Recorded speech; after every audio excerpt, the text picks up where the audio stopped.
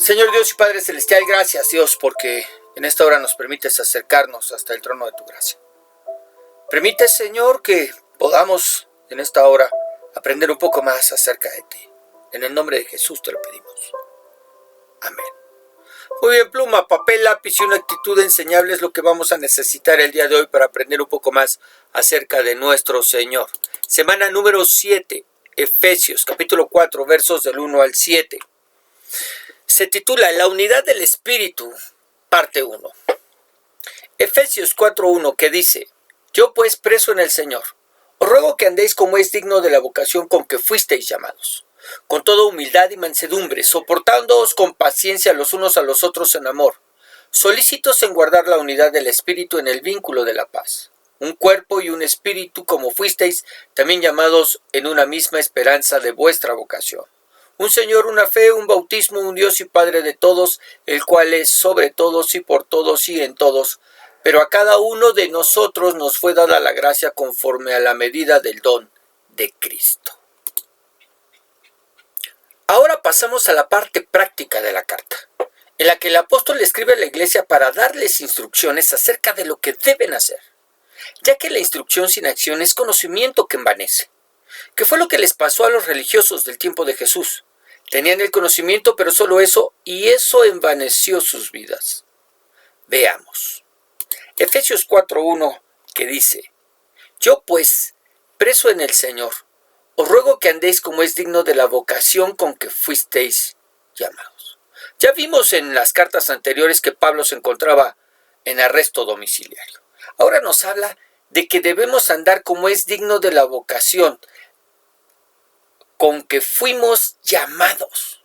Ahora, todos, absolutamente todos fuimos llamados por Dios para formar parte de su familia. Esa es la razón por la que el Señor Jesús dijo que Él recibía a todo aquel que a Él se acercara, porque eso era prueba de que el Padre le había llamado.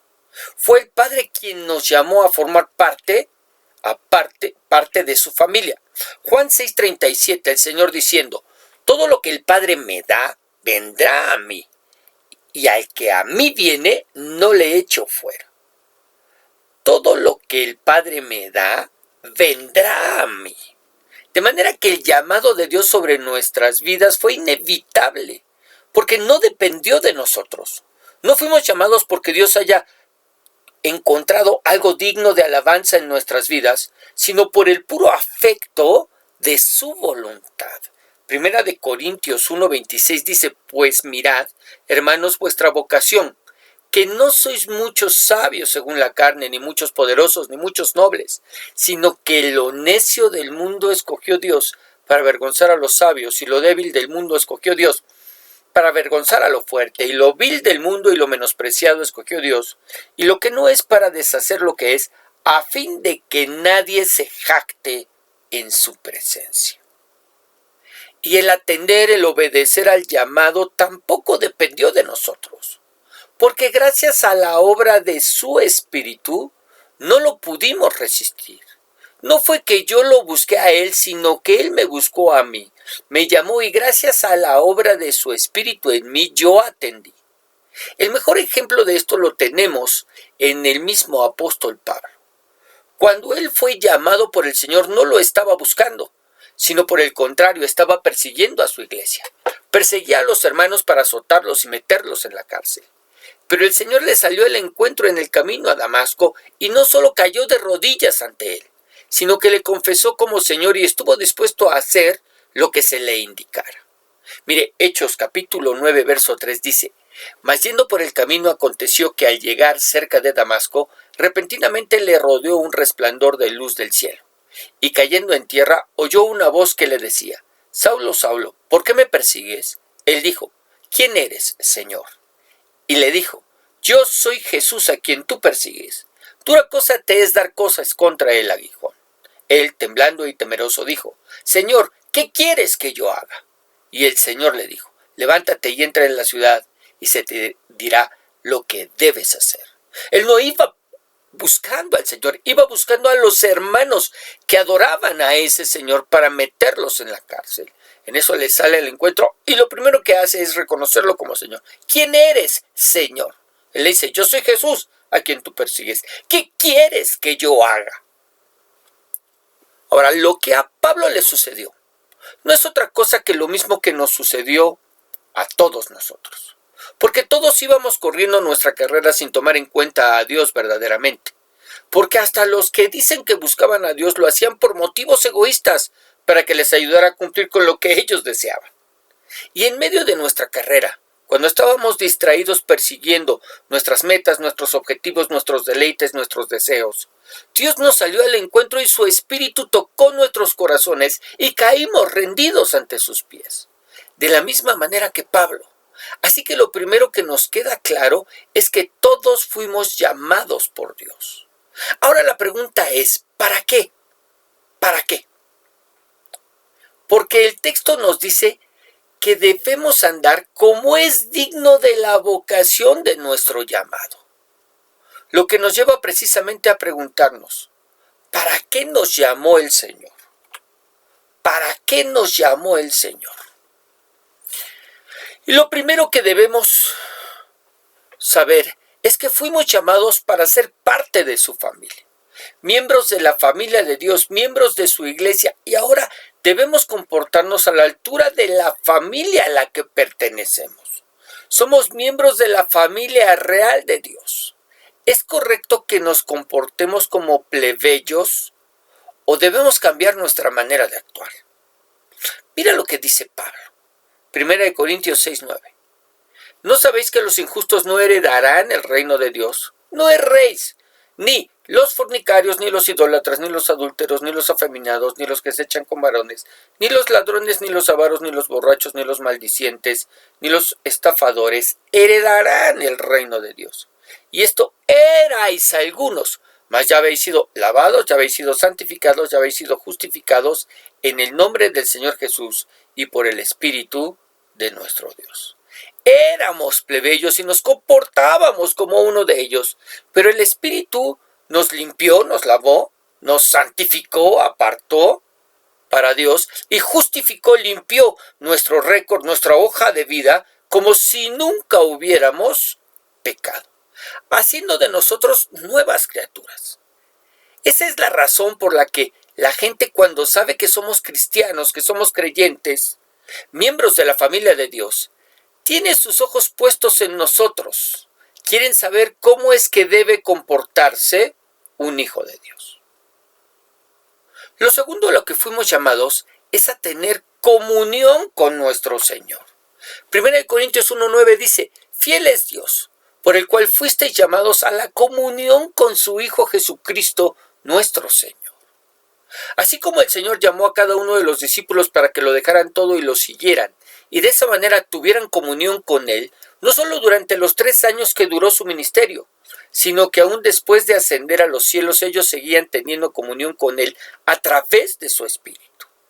De la misma manera fuimos llamados nosotros. Ahora no a dejarlo todo de manera material, pero sí a ponerlo a Él en primer lugar por sobre todas las cosas y a tener común unión con Él, quitando todo lo que nos estorbe para hacerlo y buscándolo por medio de la oración y su palabra. Lo tercero a lo que fuimos llamados es a servirle. Y cuando hablamos de servirle, no necesariamente estamos hablando de un servicio como tal, en una iglesia local en la que necesariamente participemos, porque eso no es para todos, sino que nos referimos a cumplir con la labor, a cumplir con el propósito, a cumplir con el plan que Dios tiene para nuestras vidas, que pudiera ser servir dentro de la iglesia o no. Mire, Romanos 8:28 nos dice, y sabemos que a los que aman a Dios, todas las cosas les ayudan a bien, esto es, a los que conforme a su propósito son llamados.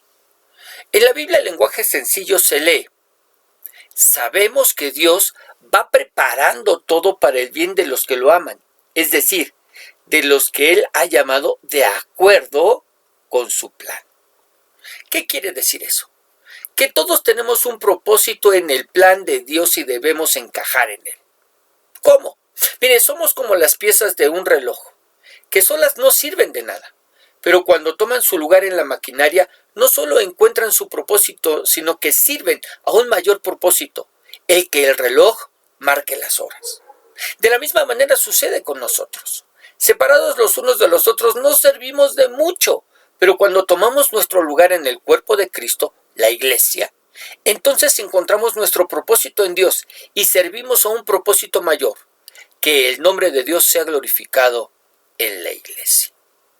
Vamos a ver el siguiente comentario. Dios nos ha escogido para ser los representantes de Cristo en la tierra. A la luz de esta verdad, Pablo nos desafía a tener vidas dignas al llamado que hemos recibido. El maravilloso privilegio de ser llamados propiedad de Cristo. Esto incluye ser humilde, gentil, paciente, compasivo y pacificador. La gente observa su vida. ¿Pueden ver a Cristo en usted? ¿Qué también cumple como representante? Verso 2. Con toda humildad y mansedumbre, soportándoos con paciencia los unos a los otros en amor, solícitos en guardar la unidad del Espíritu en el vínculo de la paz. ¿Cómo es que debemos atender a ese llamado? Con humildad y mansedumbre, no con orgullo y arrogancia, sabiendo que fuimos llamados por Dios solo porque así le dio la gana y no por nosotros mismos, como ya lo vimos. Pero también entendiendo que la obra de Dios se está llevando a cabo en cada uno de nosotros y que aún no ha terminado. De manera que toca soportar a los hermanos con paciencia, porque aún fallan, se equivocan, hacen cosas que quizás nos ofendan, porque Dios todavía no termina con ellos ni con nosotros. Sin olvidarnos que esa paciencia se tiene que manifestar en amor. Seremos pacientes, pero también amaremos a nuestros hermanos, a pesar de sus faltas, a pesar de sus fallas, a pesar de sus equivocaciones, porque nosotros deseamos ser tratados de la misma manera que los tratamos a ellos. Vamos a ver el siguiente comentario. Nadie logrará ser perfecto aquí en la tierra. Por lo tanto, debemos aceptar y amar a otros cristianos a pesar de sus faltas. Cuando vemos errores en otros creyentes, debiéramos actuar con paciencia y amabilidad. ¿Le incomodan las acciones de alguien o su personalidad? En lugar de detenerse en las debilidades o buscar errores de dicha persona, ore por ella. Luego, haga algo más. Pasen tiempos juntos y vea si usted puede lograr ser de su agrado. Ahora, ¿cuál es el propósito de esta recomendación? Que permanezcamos unidos, solícitos en guardar la unidad del Espíritu en el vínculo de la paz. Es fácil caer en la tentación de pensar que dentro de la iglesia debemos o deberíamos todos ser iguales, pensar igual, hablar igual, hacer las mismas cosas. Pero si así fuera, no seríamos un cuerpo, porque todos seríamos mano o pie o boca. La Escritura enseña que todos podemos tener funciones diferentes y aún así estar unidos, como pasa en nuestros cuerpos, donde tenemos diferentes partes y todos formamos parte de un solo cuerpo. Romanos 12:2, que dice: porque de la manera que en un cuerpo tenemos muchos miembros, pero no todos los miembros tienen la misma función, así nosotros, siendo muchos, somos un cuerpo en Cristo, y todos miembros los unos de los otros. Todos miembros los unos de los otros. Y precisamente por eso ahora hablará el apóstol de aquellas cosas que sí tenemos en común. ¿Cuáles son aquellas cosas que todos compartimos? Verso 4. Un cuerpo y un espíritu, como fuisteis también llamados en una misma esperanza de vuestra vocación. Un Señor, una fe, un bautismo, un Dios y Padre de todos, el cual es sobre todos y por todos y en todos. Y comienza diciendo un cuerpo. Todos somos parte de un mismo cuerpo que es la iglesia, donde tenemos diferentes funciones, servicios, ministerios, pero finalmente todos necesitamos de todos. No fuimos llamados para ser beatos independientes que podemos hacer nuestra iglesita de uno, o sea, sé yo, en la que yo busco al Señor y el Señor me habla a mí y de esa manera puedo cumplir con el plan o con el propósito de Dios para mi vida. Somos un cuerpo y como miembros de un cuerpo formamos parte de una iglesia, de la iglesia universal, pero también de una iglesia local, donde tenemos diferentes funciones, servicios y ministerios, y donde todos necesitamos de todos, en primer lugar. En segundo lugar, ¿qué es lo que compartimos todos? Un espíritu.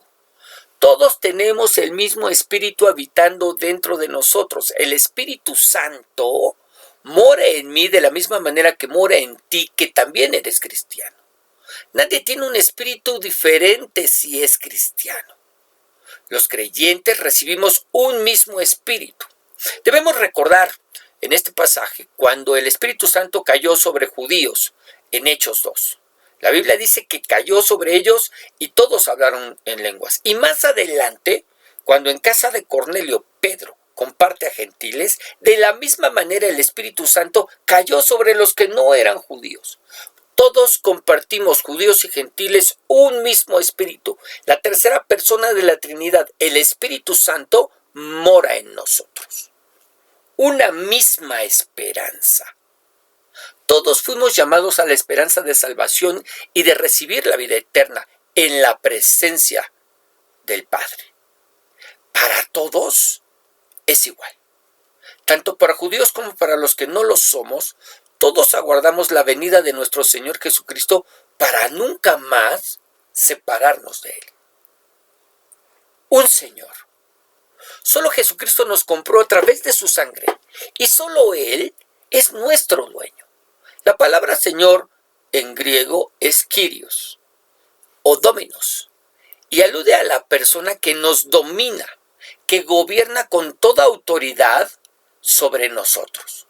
No servimos a dos señores, a Dios y a nosotros, no.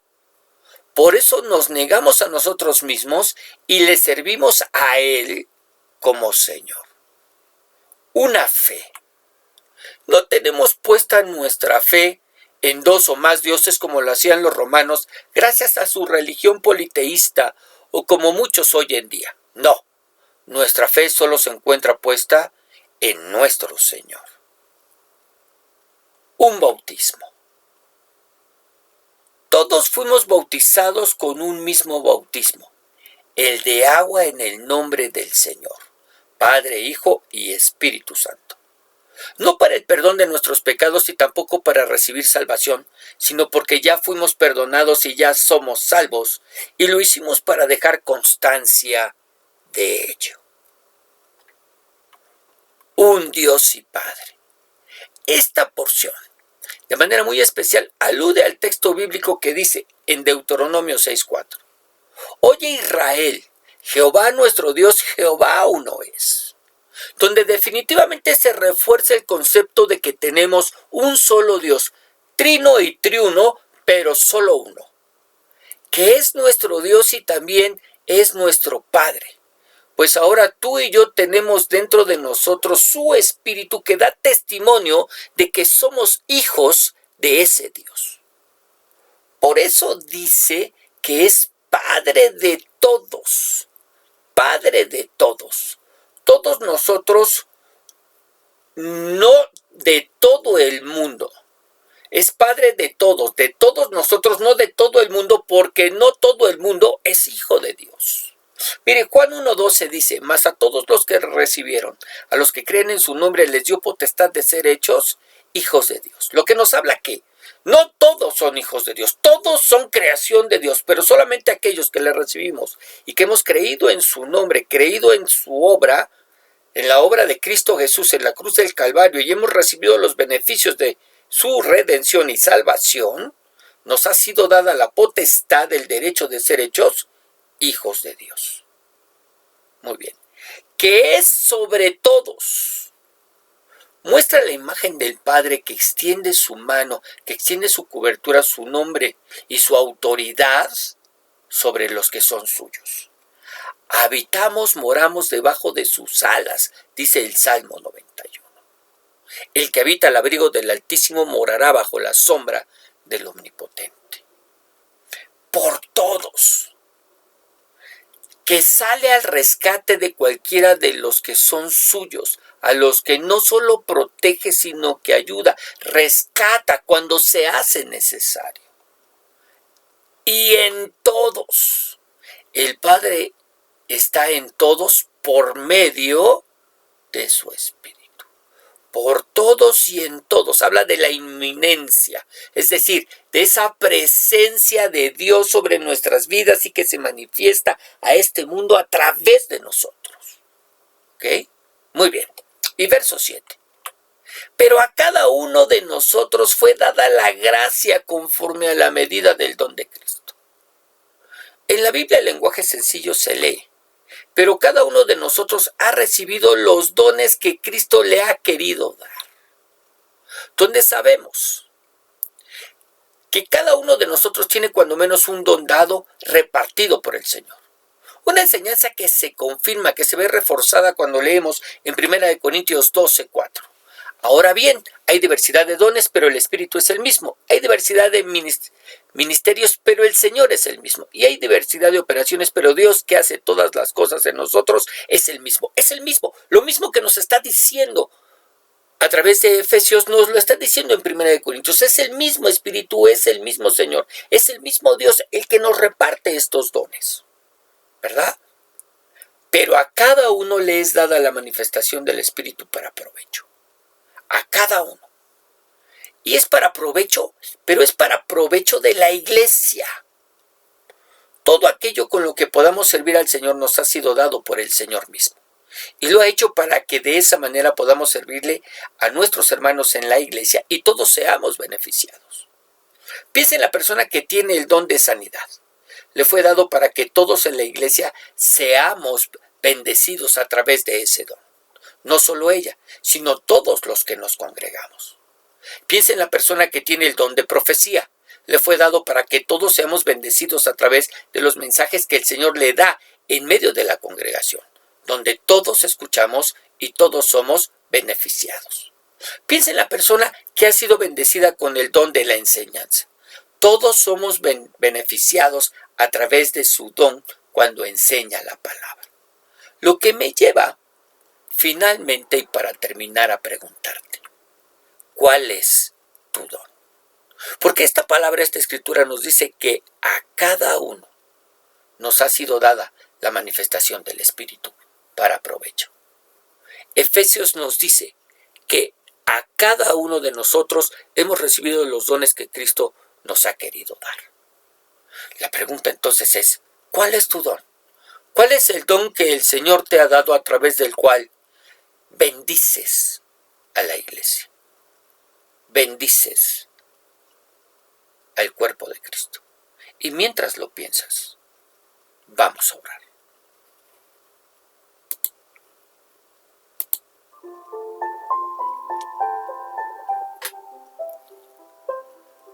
Señor y Dios, queremos alabar y queremos bendecir tu nombre. Y ahora queremos darte gracias, Dios, por lo que tú nos has enseñado el día de hoy. De manera breve, de manera concisa. Pero lo has hecho, Señor, con el único propósito de que podamos entender, verdaderamente entender cómo es que tú nos has llamado y tenemos un llamamiento en el que necesitamos, tenemos la necesidad, en verdad, la imperiosa necesidad de comportarnos a la altura del llamado que tú nos has hecho. A veces somos, Señor, tan simples en nuestra manera de pensar, que no tomamos en cuenta que hemos sido llamados para ser miembros de tu familia, que ya no podemos seguir siendo los mismos porque ahora pertenecemos a tu pueblo, somos hijos de Dios, representantes de Cristo en medio de este mundo, representantes de tu reino en medio de esta tierra. A veces, Señor, se nos olvida que también fuimos llamados a tener comunión con tu Hijo, a través de la oración, a través de la palabra, Señor, y que también parte de nuestro llamado está en el servirte, en el encajar en tu plan, Señor, para que tu nombre sea glorificado y tus propósitos sean llevados a cabo. Dios, que debemos mantenernos unidos, como orabas en Juan 17, para que seamos uno en ti. Y que esa unidad debemos procurar hacerla en amor, soportándonos unos a otros, pues tu obra aún no se ha terminado en medio de nosotros. Hay tantas cosas que tenemos en común. Pertenecemos a un solo cuerpo, a un solo espíritu, una misma esperanza, Señor. Tenemos un Señor, tenemos una fe, tenemos un bautismo, tenemos solamente un Dios. Padre, que sean más las cosas que nos unen que las que nos dividen. Y que podamos entender que cada uno de los dones que hemos recibido, los tenemos, Señor, no para gloria nuestra, sino para gloria tuya y el beneficio de tu iglesia. Dios, en el nombre de Jesús, permite que podamos andar de acuerdo y conforme a la vocación a la que hemos sido llamados. En el nombre de Jesús te lo pedimos. Amén. Muy bien, que el Señor te bendiga, que el Señor te guarde, que el Señor haga resplandecer su rostro sobre ti y que sea ese mismo Señor el que te dé paz. Nos estamos despidiendo, no sin antes recordarte. Nos escuchamos todos los días a través de un devocional, los días domingos a través de una reflexión y todos los lunes recibes tu estudio bíblico, esperando en verdad que sea de bendición para tu vida.